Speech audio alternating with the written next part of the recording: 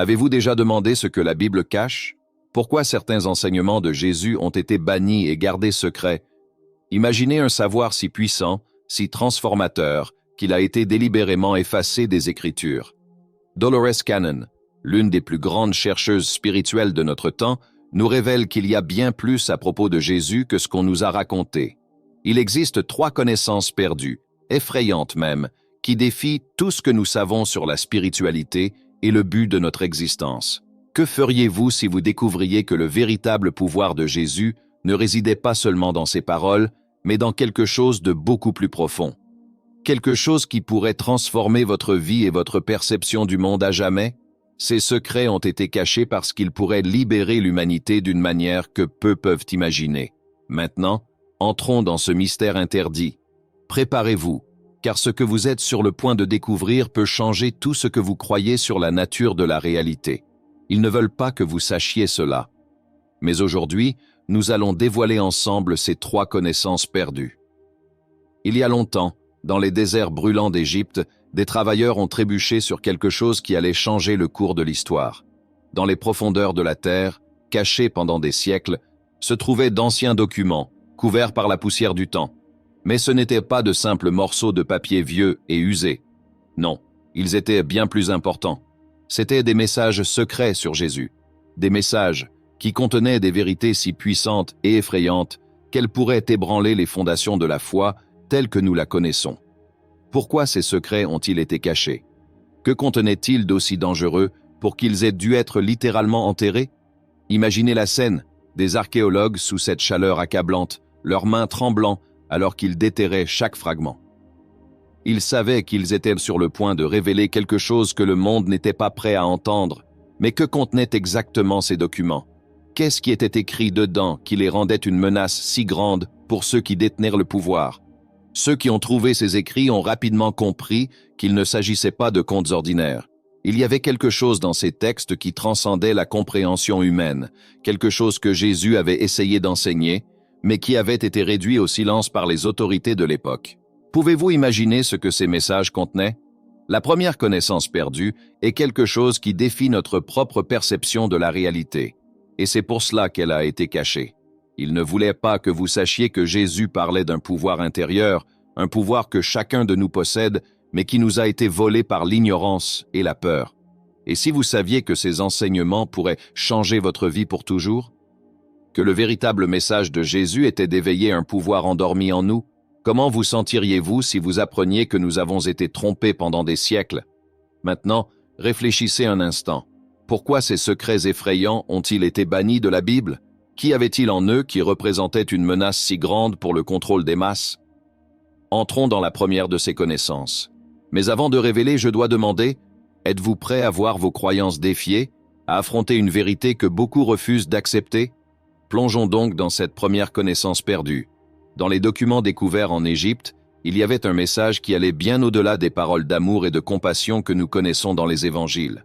Jésus enseignait que chacun de nous est une extension du divin, un fragment de la conscience universelle. Et voici la partie la plus effrayante. Il disait que nous sommes co-créateurs de notre réalité. Maintenant, réfléchissez à cela. Et si Jésus ne parlait pas seulement d'un royaume divin en dehors de nous, mais d'un royaume en nous? Il parlait d'un pouvoir intérieur capable de façonner le monde autour de nous. Imaginez ce que cela signifierait si les gens avaient compris cela il y a 2000 ans. À quoi ressemblerait la société aujourd'hui? Si vous saviez que le pouvoir de créer, de guérir, de transformer est entre vos propres mains, comment cela changerait-il votre vie? C'est effrayant, n'est-ce pas? Parce que cela signifie que nous ne sommes pas de simples spectateurs de nos vies, nous sommes les créateurs. Mais pourquoi ce message a-t-il été banni? Parce que le véritable pouvoir ne résidait pas dans les institutions, les autorités religieuses ou les doctrines externes. Il était en chaque personne, en vous. Et un tel enseignement pourrait faire s'effondrer des structures entières de contrôle. Pensez à l'implication de cela. Si tout le monde savait qu'il est capable d'accéder à ce pouvoir divin intérieur, les gens cesseraient de chercher à l'extérieur ce qui a toujours été en eux. L'histoire aurait pris une direction complètement différente.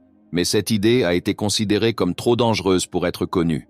Ceux qui contrôlaient les récits religieux ne pouvaient pas permettre à ce type de connaissances de se répandre. Mais cela nous amène à une autre question. Pourquoi Jésus N'a-t-il pas enseigné cela ouvertement, alors? La réponse est simple et troublante. Il savait que cette vérité était trop puissante pour être comprise par tous en une seule fois. Il parlait en paraboles, laissait des indices, mais le message complet était réservé à ceux qui étaient prêts à s'éveiller. Il savait que la société de cette époque, et même celle d'aujourd'hui, n'était pas prête à comprendre que le royaume des cieux n'est pas un lieu lointain, mais qu'il est en chacun de nous. C'est un état de conscience. Et si vous comprenez enfin cela, que pourriez-vous découvrir d'autre sur vous-même? Ceci n'est que la pointe de l'iceberg. Il y a plus de connaissances perdues, plus de secrets qui ont été enterrés pour protéger la structure de contrôle qui s'est érigée au fil des siècles. Préparez-vous à plonger encore plus profondément. Le prochain secret que Jésus a révélé est encore plus choquant, quelque chose qui défie l'essence même de la réalité que nous connaissons. Êtes-vous prêt à continuer? Plongeons alors dans le deuxième secret, celui qui remet en question la nature même de la réalité telle que nous la connaissons. Cette connaissance, cachée dans les profondeurs des documents anciens, révèle quelque chose que la plupart des gens ne sont pas prêts à entendre. Le temps, tel que nous le comprenons, est une illusion. Jésus parlait de l'existence de multiples réalités, de multiples vies se déroulant simultanément. Il a essayé de montrer que notre existence n'est pas confinée à une ligne droite de passé, présent et futur. Tout se passe en même temps, et nous avons le pouvoir de nous déplacer à travers ces réalités. Imaginez cela un instant. Et si vous n'étiez pas seulement un être vivant une seule vie, mais une conscience qui expérimente plusieurs vies, plusieurs versions de vous-même dans différents plans d'existence? Jésus enseignait que le « je suis » n'est pas un point fixe dans le temps, mais un état de conscience qui transcende la réalité linéaire. Avez-vous déjà ressenti un déjà-vu, cette étrange sensation que vous avez déjà vécu ce moment auparavant? Selon les enseignements occultes de Jésus, cela se produit parce que nous nous syntonisons brièvement avec d'autres versions de notre existence. Nous percevons, ne serait-ce qu'un instant, que le temps n'est pas une route droite, mais un océan de possibilités. Pourquoi ce secret a-t-il été gardé secret? Réfléchissez-y. Si l'humanité comprenait que la réalité est fluide et que nous avons le pouvoir de choisir différentes lignes temporelles, qu'adviendrait-il du concept de destin, de contrôle? Toute notre société a été construite autour de l'idée que nous sommes des êtres limités, enfermés dans une séquence immuable d'événements. Cela nous fait nous sentir impuissants, comme des pièces d'un jeu que nous ne pouvons pas changer. Mais Jésus enseignait le contraire. Il disait qu'en élargissant notre conscience, nous pouvons transcender ces limitations et nous déplacer entre différentes réalités. Y avez-vous déjà pensé, si le temps est une illusion, alors que signifie vieillir, tomber malade, mourir? Et si ce n'étaient que des concepts liés à une perception limitée de qui nous sommes? Jésus parlait d'un état d'être où l'esprit est libre de ses entraves. Il appelait cela le royaume de Dieu. Pas un lieu lointain, mais un état de conscience où vous vous connectez à l'éternité, à toutes les possibilités. Ceux qui ont trouvé les documents savaient que cette vérité était révolutionnaire. Ils comprirent que si les gens savaient cela, ils commenceraient à vivre différemment, à choisir leur réalité de manière consciente. Imaginez ce qui se passerait si les gens savaient qu'ils peuvent changer leur vie, leur destin, par l'expansion de la conscience. Que la souffrance n'est pas une condition inévitable, mais un choix fait à un niveau profond de perception. Cela change tout, n'est-ce pas? Parce que cela signifie que vous avez plus de pouvoir sur votre vie que vous ne l'avez jamais imaginé. Cela signifie que vous pouvez, en fait, choisir la vie que vous souhaitez vivre. Mais cela signifie aussi qu'il faut de la responsabilité et de la conscience pour gérer ce pouvoir. Vous comprenez maintenant pourquoi cette connaissance a été bannie? L'idée que le temps est une construction de l'esprit et non une prison libère les gens d'une manière que les autorités de l'époque, et même d'aujourd'hui, ne pouvaient pas permettre. Car une fois que vous comprenez que vous n'êtes pas enfermé dans une seule ligne du temps, vous devenez un être illimité. Vous devenez un co-créateur avec l'univers. Et cela, mes amis, est un secret qu'il voulait que vous ne connaissiez jamais. Mais maintenant que vous le savez, que ferez-vous de cette vérité? Et il y a encore plus. Un troisième secret, encore plus profond et transformateur, attend d'être révélé. Cette dernière connaissance perdue défie tout ce que vous pensez savoir sur l'existence et la nature de Dieu. Êtes-vous prêt pour cette dernière révélation? Nous arrivons au troisième secret, le plus profond et transformateur de tous. C'est la connaissance qui, une fois comprise, fait tomber toutes les barrières entre l'humain et le divin. C'est une révélation que beaucoup ont tenté de cacher, de déformer et d'effacer complètement au fil de l'histoire. Jésus enseignait que nous faisons partie de la conscience divine. Pas seulement des enfants de Dieu, mais des extensions du Créateur lui-même. Il disait que Dieu n'est pas une entité séparée, vivant quelque part loin dans le ciel. Dieu est l'énergie qui coule à travers tout, y compris à travers vous. Imaginez l'impact de cette vérité. Et si Dieu n'était pas une figure externe, un être qui juge et décide du destin de chacun, mais l'essence qui réside dans chaque particule de votre être? Et si vous aviez le pouvoir de vous connecter à cette énergie et de devenir un avec elle? Jésus en parlait dans ses enseignements les plus profonds. Il disait « Le Père et moi sommes un ». Mais que voulait-il vraiment dire par là? Il pointait vers un état de conscience où vous réalisez qu'il n'y a pas de séparation entre vous et l'univers, entre vous et Dieu. C'est l'état où vous percevez que vous êtes un co-créateur, que le divin n'est pas seulement autour de vous, mais en vous. Avez-vous déjà ressenti cette connexion? Ce sentiment soudain de paix, d'être en harmonie avec tout ce qui vous entoure? C'est un aperçu de cette vérité plus grande. Jésus voulait que les gens comprennent que le véritable pouvoir ne vient pas d'adorer quelque chose d'externe, mais de reconnaître le divin en soi. Il disait que le royaume de Dieu est en vous, signifiant que le véritable éveil spirituel ne consiste pas à trouver quelque chose à l'extérieur de soi, mais à s'éveiller à la vérité que vous êtes déjà, et avez toujours été, une expression de la conscience divine. Maintenant, pourquoi ce secret est-il si effrayant? Parce qu'il détruit l'idée que nous avons besoin d'intermédiaires pour accéder au divin.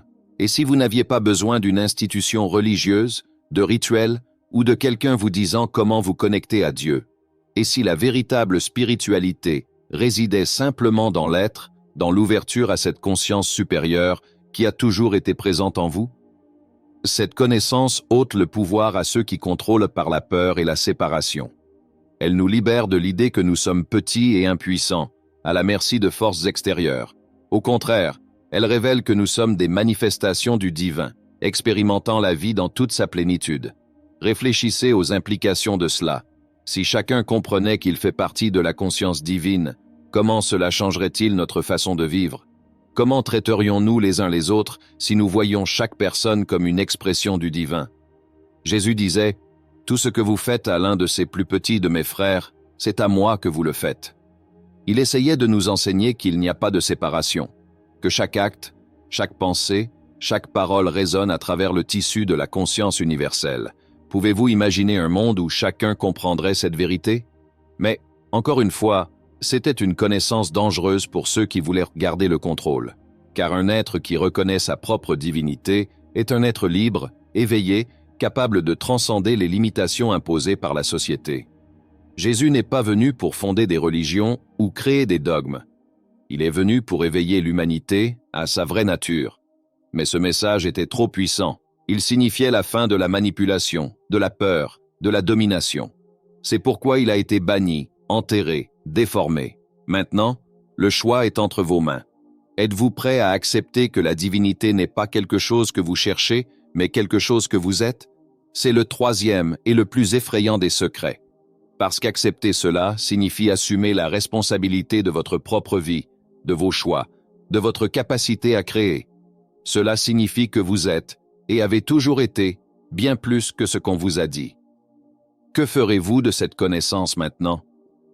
Maintenant que vous connaissez ces trois secrets effrayants, la question qui reste est, que ferez-vous de cette vérité? Jésus n'est pas venu seulement pour prêcher, mais pour éveiller, pour montrer que vous n'êtes pas une simple créature perdue dans un vaste univers, mais une conscience divine, une force capable de façonner les réalités, de transcender le temps et de se connecter au Créateur qui vit en vous. C'est une vérité qui peut changer la façon dont vous voyez le monde, comment vous vivez, comment vous vous reliez aux autres et surtout, comment vous vous reliez à vous-même. Ils ont tout fait pour cacher cela, pour faire taire cette connaissance. Mais maintenant, vous avez la chance de vous libérer, d'embrasser votre véritable essence. Si ces connaissances ont résonné en vous, si vous avez ressenti un appel intérieur à explorer davantage ces vérités cachées, alors ce n'est que le début. Il y a beaucoup plus à révéler, beaucoup plus à approfondir et à découvrir. Permettez-vous d'aller au-delà des histoires qui vous ont été racontées. abonnez-vous à la chaîne et activez les notifications pour ne manquer aucun contenu comme celui-ci qui cherche à apporter la lumière à ce qui a été maintenu dans l'ombre pendant si longtemps. Et si vous avez trouvé cette vidéo précieuse, laissez un like et partagez-la avec ceux qui sont également en quête d'une vérité plus profonde. Ensemble, nous pouvons élargir cette conscience et transmettre les enseignements qui ont été réduits au silence. Après tout, l'éveil commence par une étincelle, une petite flamme qui, lorsqu'elle est partagée, peut illuminer le monde entier.